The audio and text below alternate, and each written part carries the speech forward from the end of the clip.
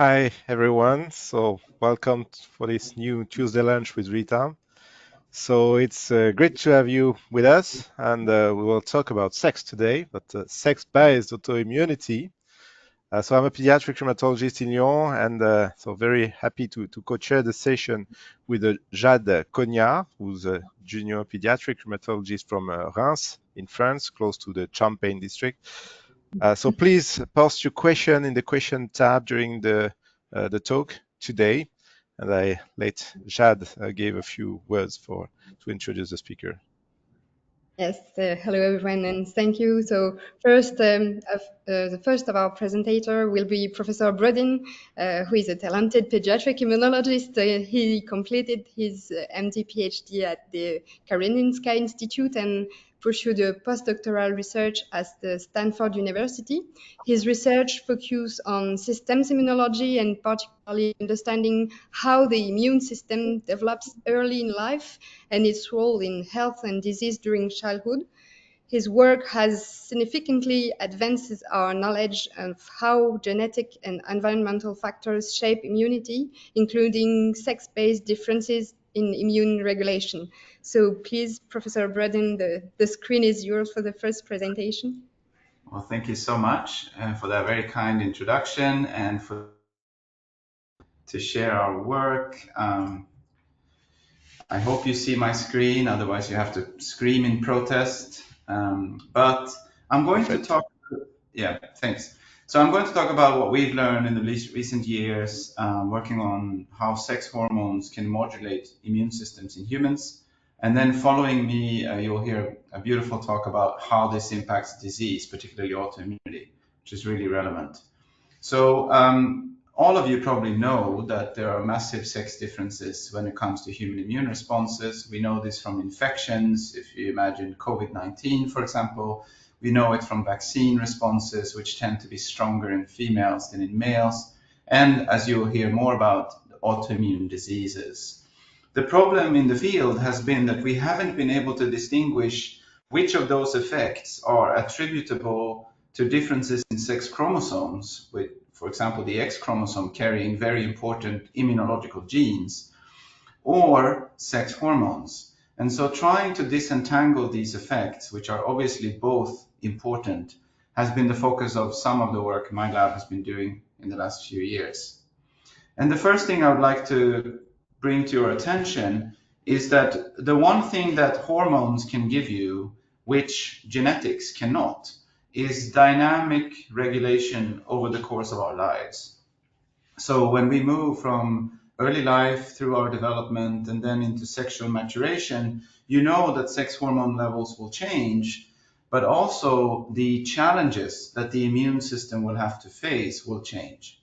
And so if it is of importance to our health that our immune systems are tuned in accordance with these new challenges, such as reproduction, sexually transmitted diseases, statutory growth, etc., then sex hormones will offer an important possibility for regulating our immune systems accordingly. And so to try to disentangle these effects, one thing that me, together with my partner in crime here, Nils Landegren, who is an immunologist working on autoimmunity and particularly autoantibody mediated diseases in Uppsala, what we thought about in 2016 or so was that an attractive opportunity would be offered by studying individuals that undergo gender affirming hormone therapy. So these are individuals that have been assigned a female or male sex at birth and then undergo puberty in their birth sex, only to then be undergoing this type of hormone therapy later on. And by following how the immune system adapts to that hormone therapy, we reason that we'll be able to understand which aspects of the immune system in these healthy individuals would be under the regulation of sex hormones as opposed to genes, genetics. And so this is what we did. And in the first published paper, published in September last year, we reported 23 trans men. So individuals assigned female sex at birth and then receiving testosterone therapy. And what happens is that testosterone levels obviously increase, estradiol levels decrease, as do progesterone levels.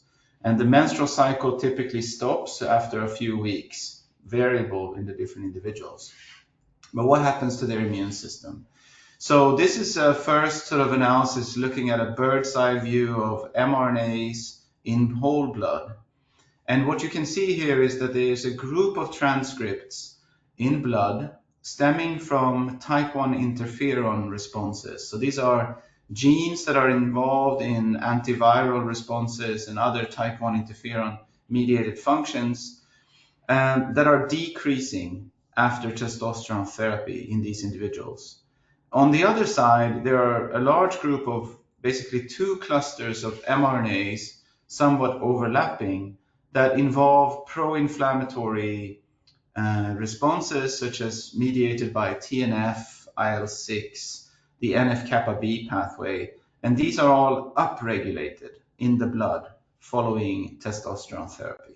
So this was intriguing, but then we obviously want to know what cell types mediate these differences, because here we're just looking at transcripts in blood. We can't say what cells are involved. So we used a technology called mass cytometry to look with very high resolution at individual blood cell populations. We identified the different populations, such as the plasmacytoid dendritic cells and the monocytes and so on. And then we looked to see which of all of these populations change in abundance over the course of testosterone therapy. And the changes were rather small, I must say, smaller than I would have anticipated. And the most striking change was that the PDC, the population of plasmacytoid dendritic cells, decrease after testosterone therapy. When we look at the function of these cells, and now we're studying induced responses in vitro, so blood is drawn, stimulated in vitro, and then transcriptional analysis in single cells is performed, we find that when stimulating with ligands to TLR7 and 8 to mimic a viral RNA virus infection, for example, you see induction that is lower by PDCs after testosterone therapy, suggesting that it's not just the numbers of PDCs that are changing, but also their function is attenuated. And we see that summarized here. Also, when you look at proteins that are secreted into the media in vitro, you see a similar decrease there. Now, monocytes can also respond to type 1 interferons. They are important viral responders. And when we do the same stimulation here, again, we see that also monocytes show a decreased type 1 interferon response after TLR7 and 8 response stimulation. And here we also saw that TNF, which was on the other side of the spectrum in the previous plot, increase, suggesting that within monocytes, you have this balance actually occurring. And to sort of what this points to is that two important branches of our immune system, the TNF sort of anti-tuberculosis, mycobacteria response, and the type 1 interferon, which is prototypically the antiviral response, these two seem to be cross-regulated. When one goes up, the other goes down. And this was, I don't think, fully appreciated, at least not by me, prior to this study, even though there have been some work pointing in this direction before. Now, you might wonder, what about the other cell populations? And for example, T cells, a really big portion of our immune system, we saw very little changes, almost nothing. Same for when you look at abundances. Very little changes. And probably this could be explained by the fact that most of these T cells are not in the blood, they're in tissues. Most of them are memory cells, they have already been primed. And I would expect that if we did this type of analysis in a younger individual, maybe we would see more effects on the T cells. Now, you might wonder which of these effects are direct effects of the testosterone and which ones are indirect effects, because all these white blood cells talk to one another. And to get an idea of this, we looked at the receptor expression, so the androgen receptor and the estradiol receptors. And it turns out, to my surprise, that plasmacytoid dendritic cells actually express more of these receptors, both at the mRNA level and the protein level, suggesting that these cells might serve as sort of a sentinel cell for sex hormones that can then lead to modulation via other cell types as well. And then you might ask the question, does this matter beyond the situation of gender-affirming hormone therapy? And it turns out that when we look across a number of different data sets from healthy males and females, we find the same differences. We find in SARS-CoV-2 infection that PDCs and monocytes show lower type 1 interferon responses during SARS-CoV-2 infection in 2 different studies. We also find from other data sets that in vitro stimulations differ along the same lines, with stronger TNF responses and lower type 1 interferon responses in male as opposed to females. So this seems to point towards a general regulatory mechanism within human immune systems by sex hormones. And the question, of course, becomes why? Why is this happening? Why do we have cross-regulated type 1 interferon responses and TNF responses? And why might this be? There are also additional layers of regulation on this side, which I didn't have time to go through, but which we have reported in this manuscript.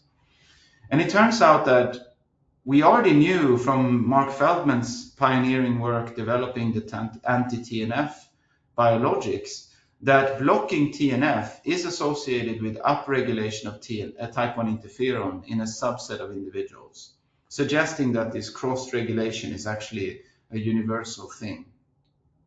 And from an evolutionary point of view, it's tempting to speculate that this is important for sex-specific traits.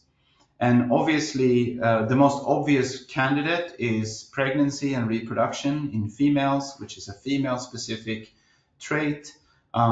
That TNF, we know from studies of IVF, for example, that the IVF outcome of successful implantation and reproduction is inversely correlated with the levels of TNF. So high TNF levels prior to IVF is associated with worse outcome, and therefore it would make sense for a female of reproductive age to reduce its TNF levels prior to reproduction. Similarly, type 1 interferons serves as a really important defense mechanism against vertically transmitted infections. So boosting type 1 interferons in a female of reproductive age seems attractive. Now, what about the male side? Well, from an evolutionary point of view, males have always made greater investments into muscle growth and strength. And every time a muscle is exercised in the gym, there is actually a release of TNF that is important for the muscle growth, clearing debris and allowing the muscle to grow back stronger. At the same time, type 1 interferons has a detrimental effect on muscle fibers. And we know this from, for example, children with dermatomyositis, where type 1 interferons directly cause muscle wasting. So it suggested that potentially from an evolutionary point of view, sex hormone regulation, boosting TNF in males and dampening type 1 interferons, and vice versa in females, could be a way to optimize these sex-specific outcomes, which are important from an evolutionary point of view. And as I said, this is published, and so if you want to read more about this, please go look at this paper. And with this, I will acknowledge some of the team members that have done this work, as well as our collaborators at Institut Pasteur and our clinical collaborators around Sweden who have helped us recruit this cohort. And thank you very much. Happy to take questions later on.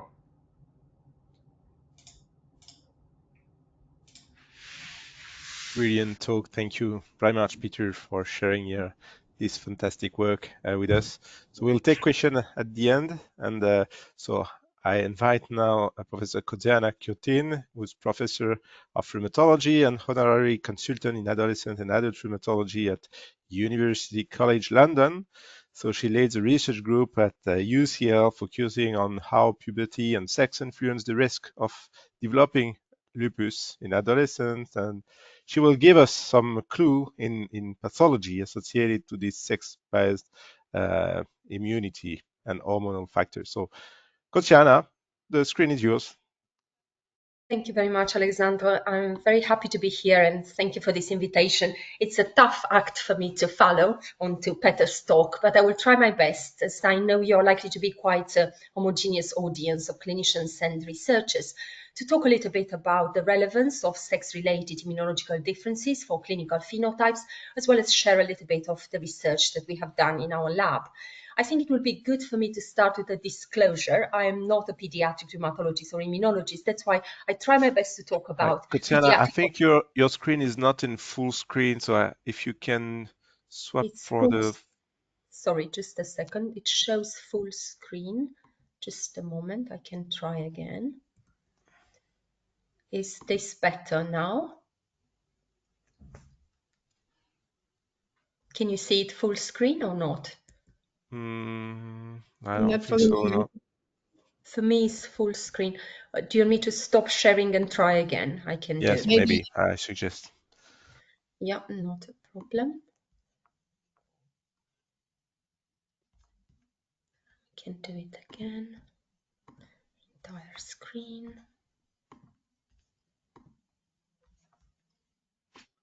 It seems good. Is this better now? Yes. Oh, that's Fantastic. brilliant. Thank you. Great. So I set myself quite a long agenda and I hope to cover a few aspects, but I think it's more about to give us a bit of guidance about the relevance of these sex changes in autoimmune diseases, as well as share with you a little bit of research of my lab. So my disclosure was about not being a pediatric rheumatologist or immunologist. Therefore, I will try to talk about diseases, but I'm not an expert in many of them just because I do not see these patients. I looked after patients from age 13 onwards. So you have heard very beautifully from Peter's talk that there are differences in sex bias in immune responses, and these are relevant. They are relevant for us as rheumatologists and clinical immunologists dealing with autoimmune diseases. They're also relevant for infectious diseases specialists because we know that male are more predisposed to developing certain infections from bacteria, parasites, fungi, and some viruses. But we are particularly interested in autoimmune diseases just because they are a public health issue. In the UK, we are estimated to have a population of approximately 70 million in 15 to 20 years, and it is estimated that more than a quarter, which is quite a large number, 22 million, will suffer from autoimmune diseases. The most common is rheumatoid arthritis, which is the adult equivalent of juvenile idiopathic arthritis, as common as 1 in 100. But many other conditions, even if they are rare, cumulatively, they become quite common at the populational level. So why are we interested in autoimmune rheumatic diseases? Because out of 80 human autoimmune diseases, probably the ones characterized by the most profound female sex bias are the diseases we are looking after. You have here Sjogren's syndrome, top of the list, followed by lupus, followed by scleroderma, rheumatoid arthritis, or sarcoid, all of them characterized by female sex bias. So how is this relevant and why this can be explained? You have heard from Peter that both things that we associate with sex determinants, the sex chromosomes and the sex hormones, are important and are likely to contribute to many of the immune responses. And the key kind of event that happens during the development is this X chromosome inactivation, which is an epigenetic mechanism that is driven by this X-IST, which is an X inactive specific transcript.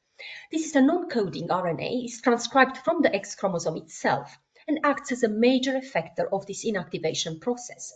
And the reason is for the need to randomly silence one of the X chromosome, the two X chromosomes in female cells, and that happens during the embryonic development. And the aim is to equalize as much as possible the dosage of gene products from the X chromosome between the XX females and XY males. That means silencing, once established, is stable. The same X chromosome remains inactivated in all subsequent cell generations. However, we know that a proportion of them, between 15 and 23%, evade this process, and there are referred as X chromosome inactivation escape genes. And they are particularly relevant because many of them regulate immune responses. And you have also heard that X chromosome hosts these genes. Some of them are involved in T cell proliferation, B cell activation, also in polarization of the macrophages, of Treg differentiation. And I hope to be able to convince you with some data from our research that all these genes are likely to influence some of the kind of behaviors of the immune cells that are relevant for autoimmunity. However, As we know, the X chromosome inactivation happens at different levels, different types of mechanisms that are relevant for different diseases. The first one I highlighted here, which is very much about the X-linked genes escaping the inactivation when the X-cyst expression and localization is altered, is particularly relevant for autoimmune diseases. However, I don't want you to be under the impression that only autoimmune diseases are female sex biased, because many of them are associated with other mechanisms that may involve interference of this X-cyst with various microRNAs, as you know, are very important in regulating the gene expression, as well as developmentally critical proteins, as well as different skewed expression of maternal versus paternal X chromosome genes that all can lead to disease. But these diseases are not so much autoimmune in nature. So what do we know about sex hormones? You have heard from Peter how important the impact on testosterone, on different kind of immune phenotypes has been evidenced by research. But we also know that sex hormones have multiple effects on the immune cells. This is very complicated because I just wanted to highlight in this kind of a color-coded system that in the immune system, the innate immunity seems to be quite susceptible to the effects of estrogens as far as we know. And the adaptive immunity is slightly more influenced by both testosterone, progesterone, in addition to estrogens. And this is what happens in adults. However, there is very data in children, and we have more data from aging processes. And what we know that even if we take the sex hormones away, as physiologically they decrease during menopause or andropause, there are still differences in the way the immune cells, as well as the cytokines, are regulated in elderly women compared to elderly men, as well as some of these effects are recapitulated by HRT treatment, suggesting that in aging, probably the kind of a background of the X chromosome impact on the immune system regulation may become more apparent if the sex hormones are downregulated physiologically. That means everything is extremely complex. That's why trying to identify and understand in which way this is relevant for the way we approach diseases is quite complex in itself. So I would like now to highlight some of the examples in a disease context in terms of autoinflammatory conditions, and I will start with primary immunodeficiencies. Now, probably from your clinical practice, you will not say that there are any significant sex differences in the presentation of primary immunodeficiencies, the majority of them being genetic diseases, although the genetic cause is identified in less than 10% of cases, and approximately 80% are considered to be associated with epigenetic abnormalities. This gene that encodes TACI, which has been even therapeutically targeted, we have atacicept, which is a monoclonal antibody that blocks both TACI as well as APRIL, and this has been used in clinical trials in adult lupus with some success.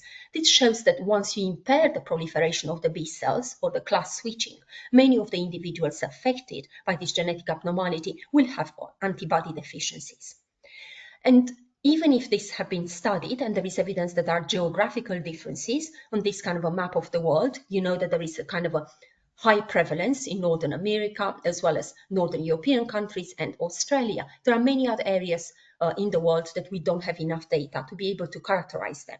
However, the conclusion is that there are no significant sex differences, which is something what you would probably expect in a genetic disease.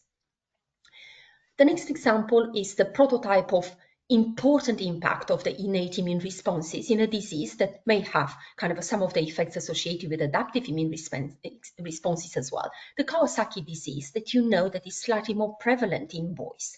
What was interesting, when patients have been analyzed in terms of transcriptomic differences, it was found that male patients with KD had enhanced interleukin-1b signature.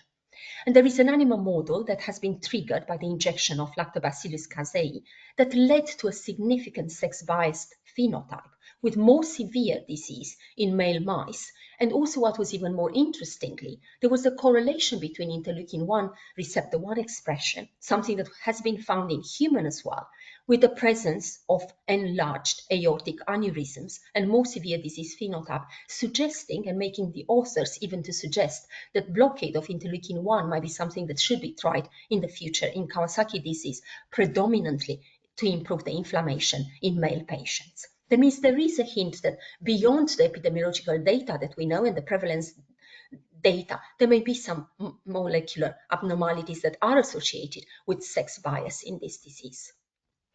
What do we know about autoinflammatory syndromes? Of course, I'm not an expert in these conditions. That's why I kind of researched the literature and try to find if there is a lot of evidence of sex differences. And I did not find a lot, but I would like to highlight this study that has been published quite recently from a large Latin American multi-center cohort study, looking virtually at prevalence in female and male of various autoinflammatory syndromes that you know very well. As you can see here, is color-coded in darker blue the female patients and in lighter blue the male ones. There are no statistically significant differences overall, and the authors also highlighted that in terms of the clinical presentation as well as response to treatment, there were no significant sex-related signals. As you can see, the majority of these conditions are diagnosed in younger children, 0 to 9 years. That's why they're not the patients I'm seeing in my practice, but some conditions, such as CNO or CRMO, can be seen in older patients, and indeed I'm seeing these patients in my clinics. What was interesting is that probably the greatest investment has been done in kind of investigating FMF. And there is evidence that the disease is slightly more prevalent in females overall across all ages. However, if the disease starts earlier, this is associated with homogeneous positivity of the Hep695V gene, and this is particularly found in male patients and male patients with more severe phenotype. Although when they have been analyzed in terms of response to treatment, even compliance to treatment and long-term outcomes, there was no evidence between sexes. That means the overall conclusion is that even if there are some hints of some prevalence differences, some of them that need to be validated in larger studies because overall there are rare diseases associated with significant reporting or selection bias, overall, us as clinicians, it's unlikely that we are going to tailor in any way our clinical approach according to sex. What do we know about polygenic diseases? GIA is probably the most studied one, and there is evidence of sexual dysmorphism in the genetic susceptibility. And if you talk about the HLA-B27 gene, it's quite well recognized that this is associated with juvenile and adult spondyloarthritis, and it is associated with the ERA phenotype in male patients. However, the HLA-DRB1 is strongly associated with GIA in females. And there was a study looking even at the skewed X chromosome inactivation in female GIA patients compared to age-matched healthy controls, and they found a larger proportion of skewed X chromosome inactivation in GIA patients that could contribute to the female sex bias. So, is this relevant for the disease prevalence and phenotype? Yes, it is, because we know GIA is a very heterogeneous disease, and early onset of the disease is associated with the female predominance as well as associated with uveitis, while ERA, which has been described better in larger cohorts in Asian populations, again, this may be associated with selection bias, with the fact that it's a more severe phenotype, and maybe many of these patients reach hospitals, and they are better characterized in Asian populations as hospital inpatient populations. They have a significantly accentuated male bias. However, in terms of uveitis outcomes, despite being more common in females, there is no evidence that outcomes of uveitis associated with GIA is different between sexes.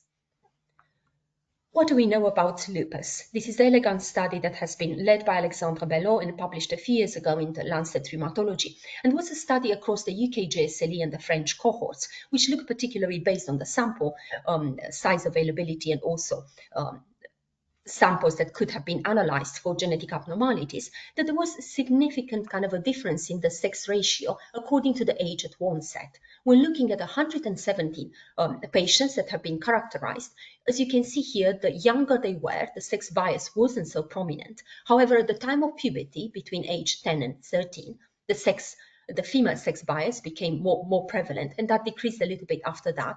But this is very likely to be associated with the sample size and the particular selection of these patients. However, what was quite interesting, in the 29 childhood lupus patients who had known lupus-causing genes or the putative lupus-causing genes, there was almost no significant sex bias, and they were characterized as you would expect in any genetic condition with very early onset. We know about lupus that the sex bias is very much age-related. The younger you are, probably there is an accentuated genetic burden driving the disease with less sex bias. However, from the time of puberty and during the fertile period, there is a significant female bias, and in lupus in adults diagnosed after age 50, that decreases once the influence of estrogen is taken away. And is even better characterized that the younger patients are with lupus, they're likely to have more severe manifestations. And here is an example of increased prevalence of lupus nephritis, which in our UK JSLE cohort was approximately 44%, but we know from CARA registry that could be up to 80% in some other populations. However, a clear sex effect on the SLE phenotype remains elusive overall, and you are not going to treat boys versus girls with lupus differently or diagnose or classify them differently based on these changes. Now, I would like to switch gear a little bit now and try to kind of convince you that if the sex chromosomes and the sex hormones are equally important or they have different contributions in the risk of developing the disease or the manifestation of the disease, there are certain immune populations that we've been able to characterize and find certain signals that we need, of course, to validate and explore further. And I would like to kind of start with the research that Hannah Peckham, she's a postdoctoral research scientist in our lab, undertook a while ago, and that was published reasonably recently. And she looked at hormonally unique cohorts by comparing postpubertal with prepubertal healthy controls in order to be able to understand if whatever she was investigating was related to the sex hormones or the sex chromosomes. She used the transgender cohort, which in this case was a bit younger than Petter's cohort, from age 15 to 19, and these are adolescents that were undergoing hormonal transition at UCLH, and we have one of the largest transgender clinics in Europe. And these young people identify themselves as being of an opposite sex than the one that has been assigned to them at birth, and they go through being investigated and assessed in this clinic. And if they need time to think, they have been treated with gonadotropin-releasing hormone analogues, which is a reversible treatment that pauses their natal puberty. Currently, we have a different kind of a pathway of treatment, and I would like to highlight that these are historical cohorts.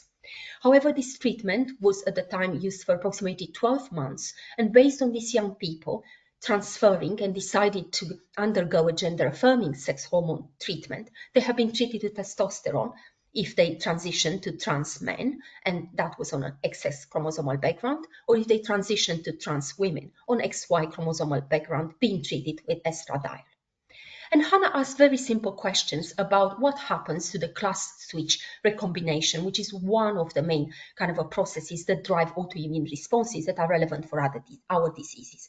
You know, this is a biological mechanism that changes the B cell production of these antibodies from one class to another, and it occurs after the activation of the mature and naive B cells, resulting in a switch from expressing IgM and D to IgG, IgA, and IgE, which improves the ability of antibodies to clear pathogens. As you know very well, in IgG-driven diseases or autoantibody-driven diseases, the pathogenic autoantibodies are usually from the IgG class. So Hannah went on asking a very simple question. Are there any differences in the percentage of the B-cell class-switched cells between men and women? And she found that post-puberty, there was a higher proportion of these cells in cisgender women, and these cells were the ones expressing IgG. And of course, she had to disentangle a little bit what was going on in order to appreciate if this was related to the sex chromosomes. That means she compared the prepubertal cohorts, and there was no statistically significant difference between girls and boys, as well as what happened after puberty. And she found that in girls, the puberty, clearly exposure to endogenous estrogen, led to an increase in the proportion of class switch B cells, while the same effect was not seen in men. It was important to try to understand if this is associated with the exposure to the sex hormones and in any way associated with the chromosomal background. And in order to be able to do so, she evaluated the impact of XX chromosomal background in relation to blocking the physiological estrogen for the young people who transitioned to trans male and have been treated with puberty blockers, and she noticed that the proportion of the class switch B cells decreased dramatically, while addition to testosterone wasn't quite able to recapitulate the increase in the class switch B cells. And when she investigated the XY chromosomal background, she found that the suppression of testosterone with puberty blockers or addition of estrogen on XY chromosomal background did not drive the same effects. And more importantly, that was something that has been recapitulated across the lifespan. We've been lucky enough to collaborate with adult immunologists, and we had a large cohort from age 6 to 84 years, and we've been able to investigate if this effect was in association with high estrogen level, and that seems to be the case, but only on XX chromosomal background, while trans female on gender-affirming estradiol treatment did not have the same effect, and estrogen did not have at lower level, or high testosterone did not have the same impact on class switching. That means it seems to be that this is quite a unique effect of the tandem interaction between XX chromosomal background and physiological or exogenous exposure to estrogen. We know that immune responses are definitely driven by whatever can make the immune system more activated, but also there are imbalance with something that suppresses and controls the immune response. And George Robinson, he's a postdoctoral, now quite a senior researcher in our lab. During his postdoctoral years, he investigated the proportion as well as the function and the transcriptomic differences in regulatory T cells. And these are younger patients, again, adolescents, post-puberty. And he observed that there are some sex differences. The responder T cells that have been defined as CD25 negative, CD127 positive, were increased post-puberty in cisgender girls or women. However, the Tregs were increased in men, and that was across the proportion as well as the cell counts. And of course, he had to ask the question, if it's all about the number, how about the function of these regulatory T cells? And this is a suppression assay to investigate the anti-inflammatory functions of Tregs in vitro, and they have been cultured with responder T cells, monocytes, anti-CD3, anti-CD28, just to see in which way the Tregs coming from men versus women are able to suppress the proliferation of the T cells.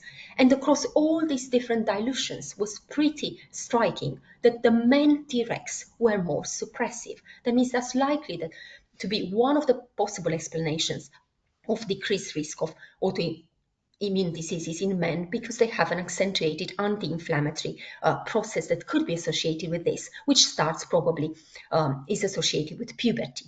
However, it was important to look into the impact of the sex chromosomes and not only that of the sex hormones. That's why George went into looking at prepubertal individuals, and he found that cis boys, even prepubertally, before being exposed to testosterone, they had a higher proportion of CD4 Tregs. And when he compared this post-puberty with our transgender cohort, he found that Tregs increased both in cis men and trans men, both exposed to testosterone, suggesting that this effect is somehow preserved on both XX and XY chromosomal background. And he went into investigating the transcriptomic differences as well as differences associated with lupus, and showed that both the sex chromosomes and sex hormones are implicated in these changes and are likely to be contributors to the significant female sex bias we see in autoimmunity. Another example from the research coming from our lab tries to bring together not only immune cells, their activation and their proportions, as well as other factors that may activate the immune system. And we know that there are many lipid factors that are present in the blood, in the serum, and they are very easy to analyze nowadays with metabolic platforms. And many of them are particularly important for the cardiovascular risk and the risk of comorbidity. But additionally, many of these cholesterol particles are very important in the signaling between the immune cells and can activate them in different ways. That's why we set to ask the question, are we in any way aware of any sex-related determinant impact on the profile of the metabolites in serum? And we wanted to investigate here 250 metabolites using the Nightingale platform. And they are color-coded into the ones that are the good fats, the HDL cholesterol, which are in green, and the bad fats, which are red, brown, and orange, which are associated with atherosclerosis. And what we found that was quite surprising for us was that in prepubertal young children, there is no significant differences in the lipids in their serum. However, if they go through puberty, already there is evidence that there are some protective effects that are driven by estrogen that is driving an increase in HDL cholesterol. And this is somehow similar if we compare trans women with cis men. That means exposure to endogenous or exogenous estrogen is driving this irrespective of the chromosomal background. while exposure to testosterone causes, on the contrary, increase in the proatherogenic profile, again, irrespective of the chromosomal background. And this is particularly relevant because it can be integrated into a larger hypothesis of sex differences in autoimmunity. And that will be a sort of working hypothesis. We know that in men, especially post-puberty, we have increasing Tregs that are more active, more immunosuppressive, and they have different transcriptomic profiles. But also we have an increased cardiovascular risk, and probably boys and men are already on that trajectory of increased cardiovascular risk that we recognize in the general population. What we have seen in women is quite the opposite. They have quite robust immune responses, and our previous research showed increased of interferon alpha production from PDCs, but I did not have time to show you that data, as well as the increased class switching of the B cells. However, they have more protective, atheroprotective HDL cholesterol sort of profile in their blood that may balance out the risk of kind of a chronic inflammation driving increased cardiovascular risk. However, in the context of a disease, rheumatic disease, we have a combination of all these factors. The immune cells can be quite activated. They can drive chronic inflammation that in itself has these metabolic effects and can drive increased cardiovascular risk. And all the factors contributing to the profile we see in the disease environment are associated with the sex hormones, are associated with the genetics, epigenetic changes, as well as the immune activation in relation to lipids and other sensors like viral infections and other mechanisms of resolution of inflammation, that all of them can be impaired in the context of the disease. So I would like to end with a little bit kind of a more philosophical way of trying to approach sex, accounting for sex as a biological variable in our research. Of course, hopefully I've been able to convince you with the data that we have put together that there are significant impacts on the immune system coming from the X chromosome as well as the sex hormones. However, it's important for us to account for sex differences in autoimmune diseases. And we wanted to take the example of rheumatoid arthritis just because it's the most common autoimmune disease. And we asked a very simple question. If you do very complex studies such as machine learning, do studies account for sex? And unfortunately, we found, and we published this very recently, that out of 52 papers that look at multiple omics analysis across different immune populations in rheumatoid arthritis, a large majority did not account or even mention any sex differences. And only 3 papers disaggregated results by sex, and none of them discussed the sex bias, suggesting that us as a scientific community, we are not there yet in taking this into account, the very important sex differences in autoimmune diseases. So I would like to end now by leaving you with some of the ideas that Hannah Peckham wrote in some of the editorials that she published a few years ago, asking the scientific community to become more aware of the sex and gender as important biological variable that should be and somehow factored into the adaptations and the study setup, as well as our basic science research or clinical research, to be able to address all the health inequalities, as well as the important determinants of health, and to make them relevant for the entire society. And I would like to end by thanking my collaborators, particularly for the Tregs work, as well as metabolic differences driven by sex, Professor Elizabeth Jury and George Robinson, for the class switching data, Hannah Peckham and Lizzie Rosser, and also other members of the lab, as well as our cis and transgender young people, and Professor Gary Butler, who has been coordinating the gender identity development service at UCLH. And thank you very much for your attention. I'm happy to take any questions you may have and stop sharing now. Thank you very much for these 2 fascinating presentations. And so now we enter the question and answer session. So I think we already have one from Debbie Buckley. She asks, lower DHEAS is often found in some female lupus patients. Is this a result of the disease process or related to X chromosomes and lower from birth? And so does it drive the disease process?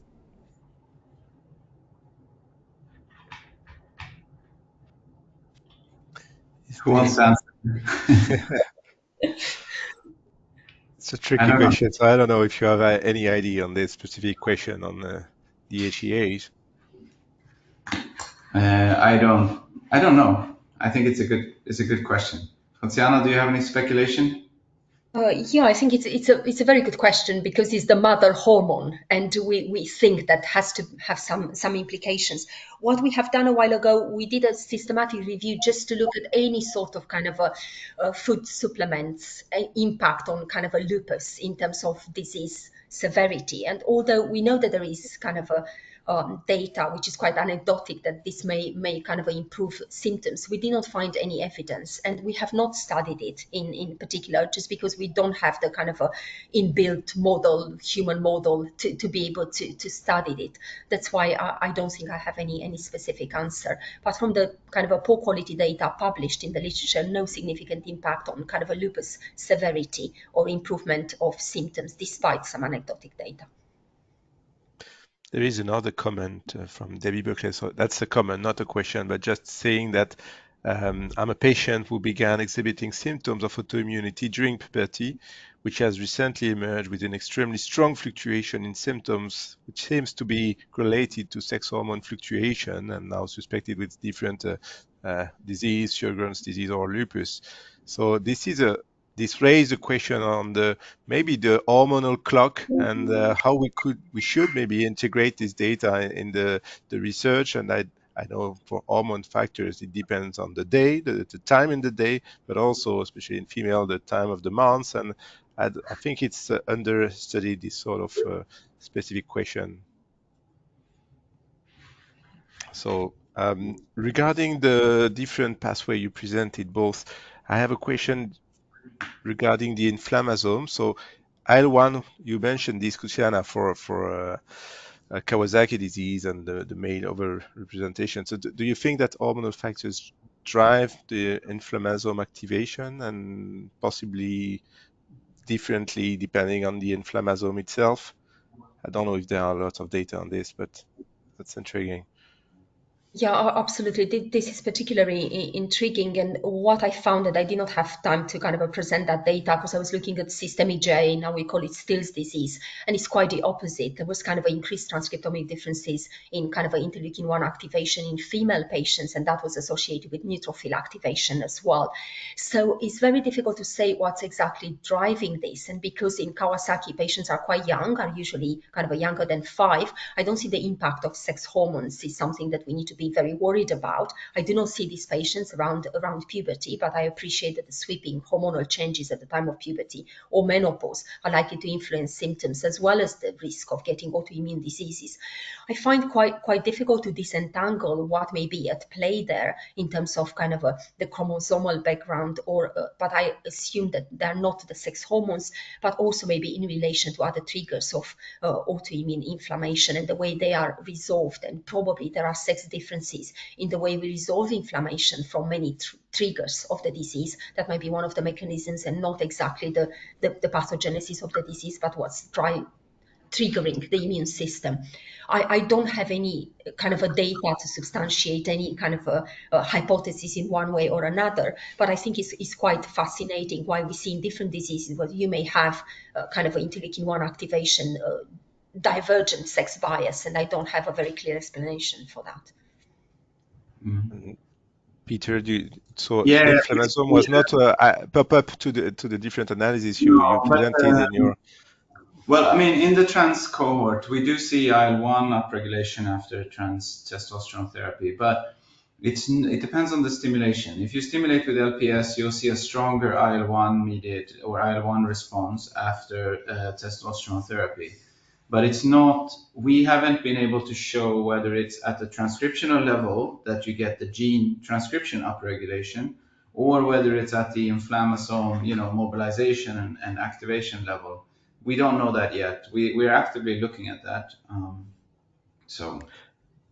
And regarding the difference between the TNF and interferon production, so is there any modulation at the innate sensor level, and are there difference depending on the hormonal factors which prime a sort of overactivation or decreased activation of TLR or CGAS or any other innate sensor? Is it known? And Yeah, I don't think it's known. The problem has been that most of the sensor work has been done in relation to X dosage and chromosomes, and very little in my reading on hormones. And obviously, it is difficult to disentangle those things, right? And so that's why I think dynamic changes over the course of hormone therapy is the way to do that.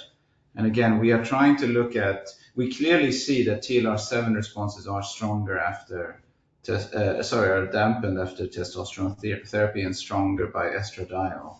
Now, is that at the sensor level or at the transcriptional level downstream? It might be both.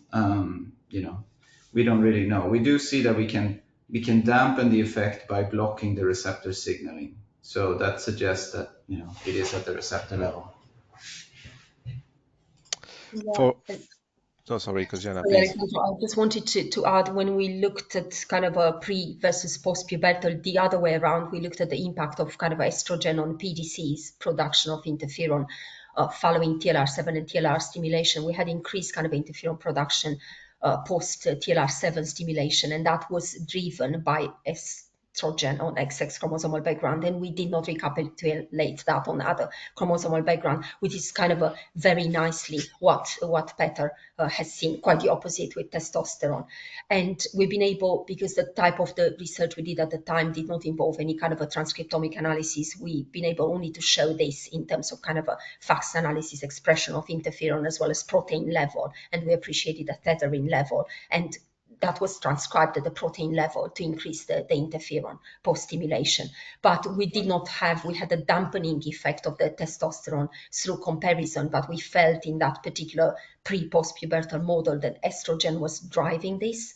And we looked particularly PDCs, not other producers of interferon.